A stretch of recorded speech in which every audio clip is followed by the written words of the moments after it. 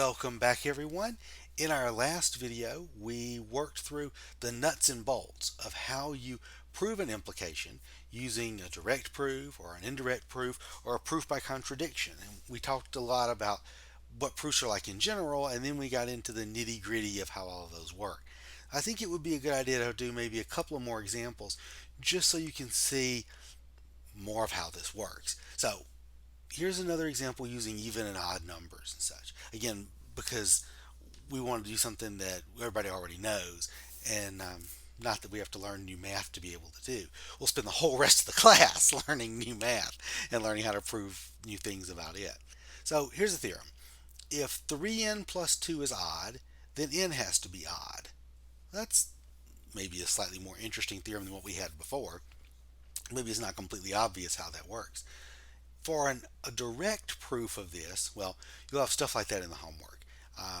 You would just assume that 3n plus 2 is odd, and there's a definition of what it means for a number to be odd. Essentially, it means you have to write it as 2k plus 1. Right? Then you would want to prove that n were odd, right? And do some algebra, and it'll just fall out. But I thought maybe it would be useful to try this with an indirect proof first. So remember how an indirect proof works. We prove the contrapositive.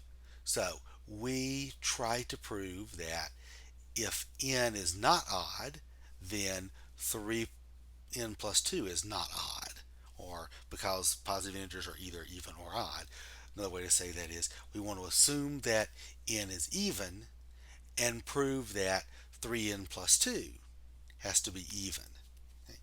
So we assume that n is even. That means that we can write it as 2k for some positive integer k. And then we just start, again, like we did before, writing down what we know, right? 3n plus 2, well, can we do something with that? The only thing I know to do with that is to substitute in the 2k for the n, which means I have 3 times 2k plus 2. Well, okay, what are we trying to prove again? Let's start from the other direction. We're trying to prove that n is even. No, we're assuming n is even. We're trying to prove that 3n plus 2 is even. Oh, well, that means that I just need to factor out a 2, and I can. So we factor a 2 out and we get 2 times, parentheses, 3k plus 1. 3k plus 1 is a positive integer, so that means I have written 3n plus 2 as 2 times a positive integer. So by the definition of even, 3n plus 2 is even. So the entire proof goes through without using the word odd because we're doing an indirect proof. Right? We're proving this thing by really proving not Q implies not P instead of proving that P implies Q. Okay? Well, let's try the same thing again, but with a proof by contradiction. So this is where we want to prove that not P implies Q is false. Or another way of saying that is we want to prove that P and not Q is false. So what we're going to do is assume P and not Q and then work until we get something that's obviously false.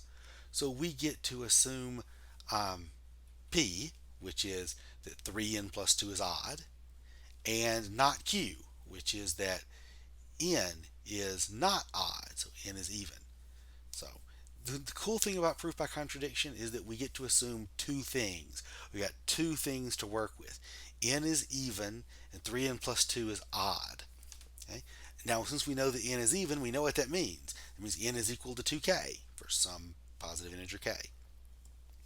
So because of that, 3n plus 2, well, I do the same kind of substitution trick again, right? That becomes 3 times 2k plus 2, and then factor out the 2. Oh, wait, that means I have written 3n plus 2 as 2 times a positive integer, which contradicts the assumption that 3n plus 2 is not even.